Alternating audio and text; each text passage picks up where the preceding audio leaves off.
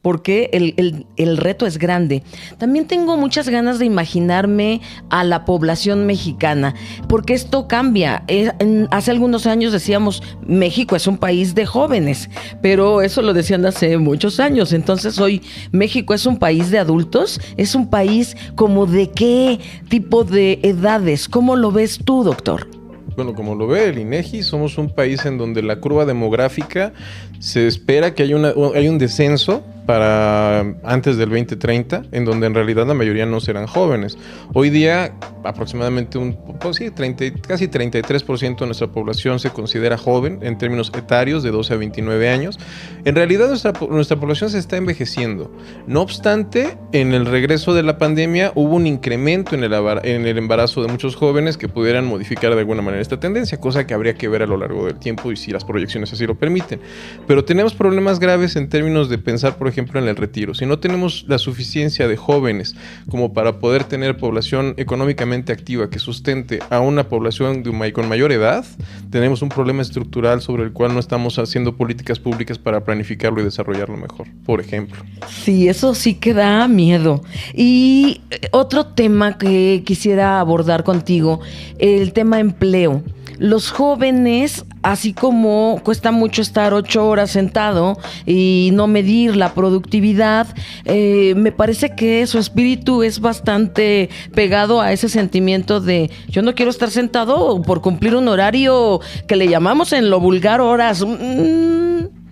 Entonces, ¿cómo ves a los jóvenes? ¿Se pueden cambiar estos formatos? Institucionalmente tenemos que hacer horarios y propuestas más dinámicas y modernas para desarrollar nuestros empleos.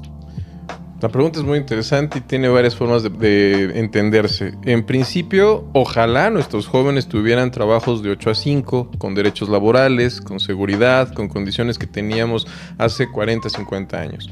Por más pesado que eso suponga, la capacidad de tener derechos laborales es un aspecto desconocido por la mayoría de los jóvenes.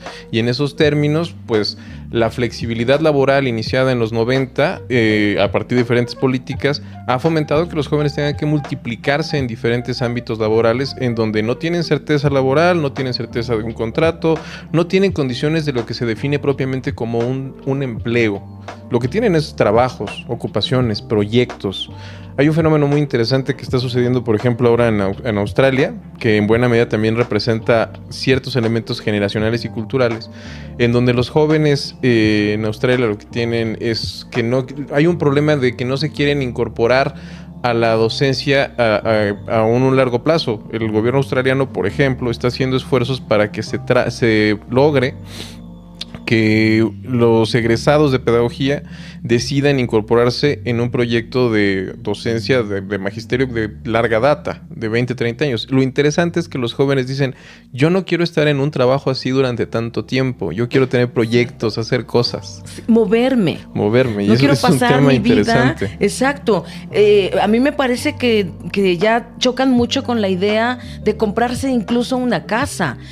Prefieren moverse, prefieren vivir la vida y no terminar tu vida, envejeciendo a la sombra de una oficina o de una fábrica. Pero también en materia de empleo, hoy, ¿cuál es el empleo para los jóvenes? ¿Cuál es la oferta? ¿Qué les estamos ofreciendo a los jóvenes en materia de empleo? Desocupación y sobre todo informalidad.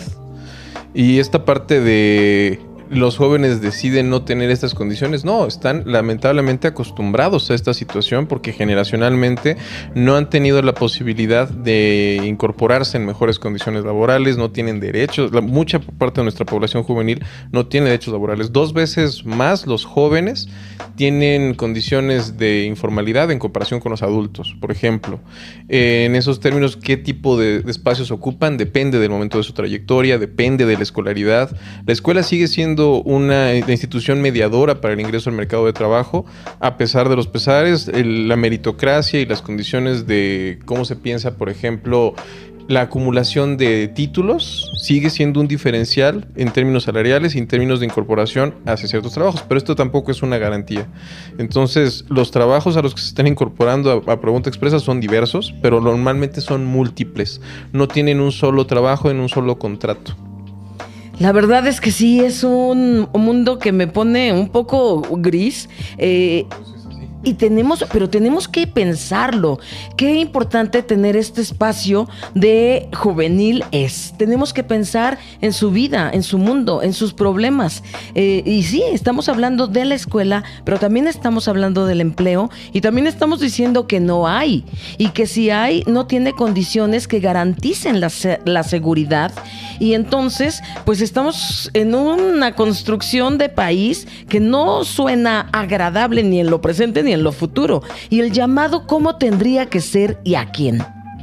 Pues el llamado tiene que ser a la sociedad en su conjunto, pero sobre todo a las instituciones que generan posibilidades de incorporación al mercado de trabajo.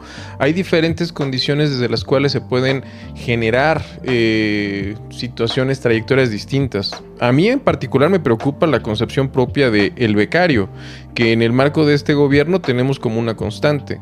La idea de la universalización de becas para nuestras juventudes implica que estamos teniendo a un sujeto que está asociando su educación a una beca y puede prolongarse desde el bachillerato hasta el postdoctorado.